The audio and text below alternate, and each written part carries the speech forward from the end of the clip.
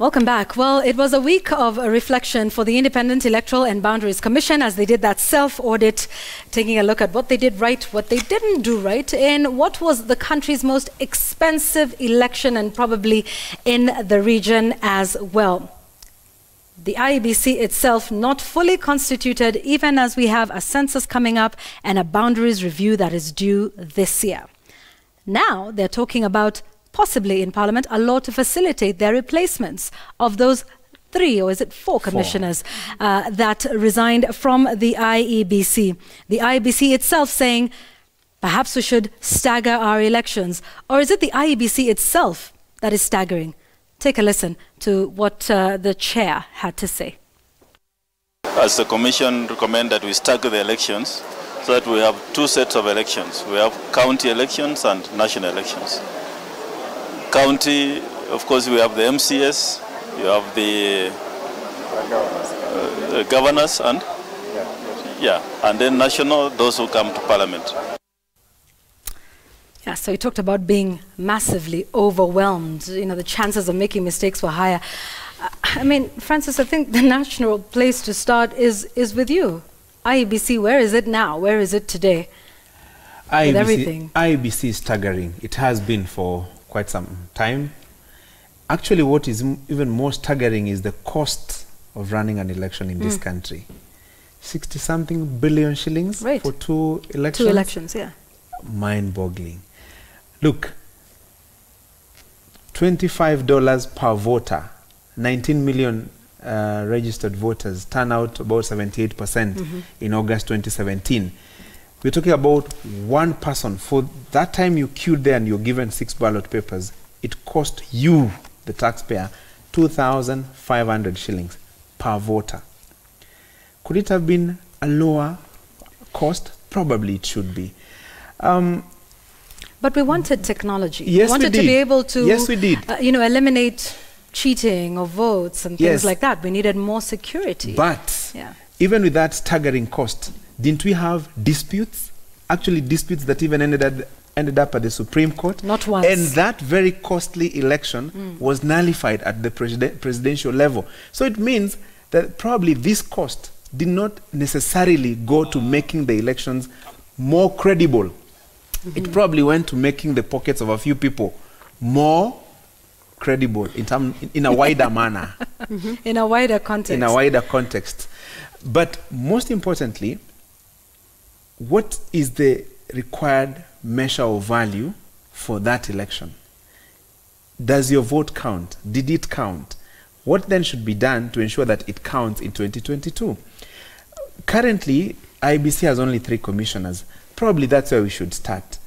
At the team level, will we have the right team to conduct a referendum if it will be there, and to conduct the election if it will be there in 2022, and to make sure that whatever amount of money is spent in that exercise is utilized effectively, prudently, and that we eliminate disputes that will force us to spend again. Disputes, value for money. Joe. I wanted to talk a little bit about this staggering issue because I think that there is a great point that Chebukati makes about just the sheer amount of work involved and therefore the possibility of fatigue for election officers and that sort of thing. And I think we need to find a formula. My only concern with it is that our elections as we speak right now as such that they revolve so much around the presidential vote that if, for example, you were to have MCAs and governors thing going on out there and the presidential one is not going, I think it would be interesting to see how many people will actually turn up for that one. And if you were to conduct the national one, so where we know that this is actually the person who's going to be president, that, in my view, would have a very big impact on who then gets elected down there, because you just need to say that, you know, my guy is already in State House, so mnisaidie hii kitu ndio nimsaidie hapa mashinani. There's a sense in which the presidential position, the presidency, as it were, is the totem pole around which our elections and everything revolves, such that if you were to separate these things, someone needs to tell us what that is going to have, the overall impact that is going to have on whether people are going to vote and how much influence it might have on those other positions. Yeah. Talking about separating, Yvonne, yes. what exactly is Chebukati asking for? And I'm reading here. The IEBC wants the presidential and parliamentary elections held at the same time, while the vote for governors and ward representatives be pushed to a different date. Yeah. What does it mean? It means an amendment to the law which sets the date for the Kenyans to make their way to the polls to choose the 6 people that is usually the second Tuesday of August of every 5th year. Yeah. And the reasoning that he said that it's fatigue, wanachoka, that some of these mistakes are being made, brings me to the question about what Gachuri said. Why didn't we hire enough of these poll officers to be able to conduct this election in a way that we do not bring excuses like fatigue, considering the fact that we spend so much money in this election? And we had the first round. I think the first election that was nullified, it is the first of Africa and I think 4th in the world, if I'm not mistaken. And the second one cost slightly less, if I'm not mistaken. About 12 billion. 12 billion, but that's still a lot of money because very low, 38%. because a few people in some of those areas refused to vote because of the political temperatures in the country at that time. But it brings me the whole question of why are we spending so much if we cannot have a good election? But Linus, before look at it this way: if you stagger these elections, will the cost go down or will it go up? Go up. Until we resolve the question of the cost of running elections in this country, then no matter how much we stagger these elections, it will still be very costly. But I think what IEBC is proposing in terms of staggering the election, perhaps not focusing so much on the cost of it, but its credibility, that they would be able to perhaps do this in a more organized fashion, and you're dealing with 6 seats and focus on these seats. Because even from the voters' standpoint, I mean, I went to the ballot and there were 6, and and all of those 6 have each of the contenders for all of the 6 positions. Yeah. I mean, is that something beyond the cost issue that would be beneficial? Linus, you've covered elections. Yes, I have. Yeah. And I voted last year. Yeah. And just looking at the setup of the polling station itself, you'll find that Chebukati's proposal will be very difficult to persuade a lot of people. Because in a polling station now, as per the IEBC's own procedures, a polling station can only have, a stream can have a maximum of 700 voters. Yes. This is the number we're talking about. Aren't we able to count? Because every stream is also a polling station. You can actually count. There are actually about 40,500 of them across the country. Right. Yes. But of 700? Each. Yeah. 700. So that is what we are discussing. In terms of presidential votes, what's difficult about counting 700 votes and transmitting the results to station? I find this proposal, it will be interesting to hear what Fred Matiang'i would, for example, say. He came to Ministry of Education and was wondering, how can we mark exams for 3 months? Yes. Finish exams in November. We do it in 2 weeks now. Now, this is a proposal that goes in the opposite direction. It doesn't improve efficiency. We are actually claiming old reasons like fatigue. Because if we have efficient systems, efficient transmission, efficient electronic system. I remember last time they could actually monitor real time how people are voting countrywide. Online. You can see that in the system. So what is this that you need to do across two days? Create confusion. Let's remember even how party primaries are held in this country. Very, very chaotic. Yeah. When you hold some today in Kiambu, others in Kajiado tomorrow, it's just very, very unsettling. What Chebukati and the IEBC team needs to focus, or whatever is left of it, needs to focus on is how do we make elections efficient. Don't extend a problem we've been having for a single day to several days. Okay, and here's the question around the table. Is IEBC as currently constituted credible enough? I mean, do you recall the number of cases that they lost in the run-up to the election? The flip-flopping, everything going back and forth, 4 commissioners going. I mean, is this, they're talking about staggering the election and, we'll see if we'll replace those who left, but what's left of the credibility of the IEBC? Actually, on the staggering thing, I mean, I covered the Nigerian elections in 2007, the one that brought Umaru Yar'Adua, who has since passed on, into power, and they have a staggered election. They actually have the so-called local elections. Then now they have the national elections, and I'm not too sure anyone would say that elections in Nigeria are that credible. Quite frankly, because I was at a polling station in a place called Minna, which is in the Niger State, and what happened is that as we watched like this, some guys came from God knows where. They beat up everybody at that polling stations, took the ballot boxes and went away. And you still had results from that polling station. Bombo, Uganda. And my friend, I can tell you for free that in the evening, we went back to that very place to see what would happen. And as sure as day follows night, they had results for that particular polling station. Even with all cast by who? Results which added up to the election that was announced several days later. So in my view, it is not about how many days you might hold these elections. Fine, you might deal with issues of fatigue and those things. But I think at the end of the day, the credibility of an election is a very intrinsic sort of thing that needs to be found in the commission itself, whether it has 7 days to do an election, 1 day or 1 year, because the DNA of a good election is constant, regardless of how many elections you have, how many days you have. And how many commissioners are present. You have. And speaking about the commissioners, we do not have, I think, the mechanism to replace the commissioners who have left. I think it's one of the issues that are going to be brought before Parliament now that the new session is on, to see how we can actually be replacing commissioners who have resigned or who have left and all that. But because it's always an ad hoc thing. I mean, we remember what happened, that led up to this commission. The haste was to kick out Isaac Hassan and bring in new guys to conduct the election.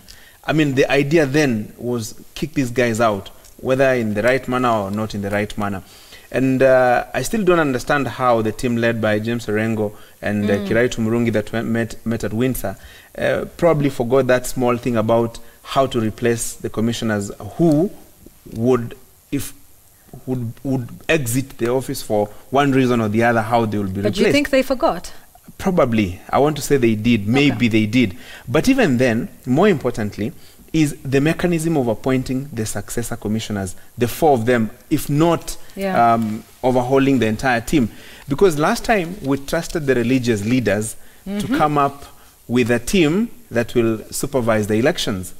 Whether they did a good job or they didn't do a good job is a story for another day. In fact, you'll hear people say, religious leaders should remain at the pulpit. Let them tell us about the route to heaven and not about the route to the ballot. Actually, they put together a very good selection panel. Yes. Headed by Bernadette Musundi. Yes. And I met the team, and I'm sure we've covered them a couple of times.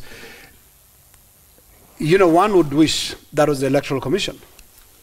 Yeah, but what they gave us probably is where the issue is. But now, the challenge, Joe, and that's why I want you to come in, there are various proposals. There's people who are saying political parties, because they are the players in this game, they should be allowed to select or settle on a referee, like they did during the IPPG. Based on their numbers in the House, let them decide or tell us who they think should be commissioners, so that you also deal with this question of mistrust at the commission. But the other guys were saying expand the team, bring in somebody from the DPP, from the ESCC, Public Service Commission, professional bodies like LSK, so that you have a broader team to give us the commissioners. Before you say anything, Joe, I'm sorry, something about proposals, and we're talking about what Chebukati is proposing. One of the things in this one is that IEBC wants the nomination of its commissioners staggered to ensure continuity and institutional memory. That is in the current one, like exactly what you're saying about that's a brilliant idea, because it ties to the point I was going to make. Because one of the problems we've had with the electoral bodies all the way has been the question of when do those people come into office. Because remember, the IPPG of 1997 brought the exact thing that Gachuri is talking about, apart from things like people no longer requiring licenses to hold meetings and some sort of equality in terms of access to KBC and all manner of things. There was this idea that political parties would nominate people to the Electoral Commission of Kenya at the time, and they actually did that. And that did not make the 1997 election credible, certainly not in the eyes of even the very political parties that had nominated people to the commission. In 2002, we had an election that was extraordinary. It had those same commissioners, but they actually did, the same commissioners that were appointed from both sides, but it was an election that was credible. In 2007, the bad election, what happened? We actually replaced certain commissioners in October, yes. And there was this perception that those commissioners that came may have tilted the election in favor of Kibaki. Now, we are talking about bringing that same mix of politicians. I mean, Isaac Hassan, until not too long before the people, the court at the time actually pushed for his ouster, yes. he was seen as someone who had been supported and proposed from the opposition side. So in a sense, I think it is not about where the commissioners come per se. That is a different question. I think it's more about who are these people, and then when do they come into office, so that they can actually settle and know what is going on. The ones we had the last year, yes, they came just a year to elections. A few months actually. Yes. So the secretariat had the possibility of running rings around them, and I think that may have happened to a certain degree because they had absolutely no idea what was going on in the commission. But to speak about it, and just as we wrap up, so we're talking about personalities in the commissioners, but let's remember there's an entire secretariat that, is really, the body within the IEBC that runs quite a bit of these processes. And even as we're talking about how to select the commissioners, wasn't there the issues that we had set out that even NASA had in their 11 irreducible minimums, remember? And none of those were about the commissioners per se. It was about the presidential elections being constituency based, which was what we agreed that there would be, that the announcements would be made at the constituency level. Actually, polling station level. At the polling station level, about media access to polling stations, election monitors, about transmission of results, which as we know is usually a big bone of contention. But where are some of these issues when we're talking about electoral reform? Where are some of these issues about how we manage and run elections? Because if you have a template that works, probably should it not matter who is there, how they got there, but that there's a proper framework that we have agreed on, which are why some of those issues that we're discussing in our possible referendum debate, it doesn't matter whether you have an official leader of opposition in parliament and cabinet who are ex-official members, or the person who has the second least number of votes. If the framework for the constitution itself and how we conduct our elections, how we transmit, how we count the votes, and whether that is a free, fair and credible process, does it not boil down to that? If we solve those problems, would we need... Let me give you an analogy, Linus. You see, we are talking about the destination, where we want to go. But you're not addressing the question of the vehicle that will take us there. You have a faulty vehicle that has worn out tires, dereva sijui ni nini, makanga huko ndani anaibia watu. We're talking about, why don't we work on the vehicle? You are it will asking take for a us to new the destination, driver, but the vehicle itself still has issues. It's broken down, the brakes are failing. So there's someone on Twitter at MC Seller says, Newsgang, your ignorance is showing the staggering of elections. A polling station with 700 voters times 6 elective positions. Only one presiding officer is gazetted for the polling station. Only one returning officer is gazetted per constituency. And he or she has the 700 times 6 times the number of polling stations in a constituency. And Washington Mudomi says, I was a returning officer in the last election, and yes, fatigue is a factor. You are in the election process for 48 hours and with no food.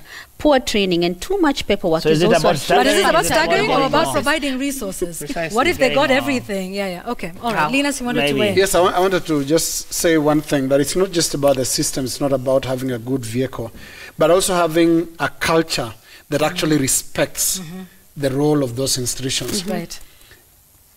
All except one election have all been about heavy external interference. These people work under a lot of pressure. I don't know how it is to be chairperson of IEBC, especially close to the election. That's right. What kind of calls do you receive?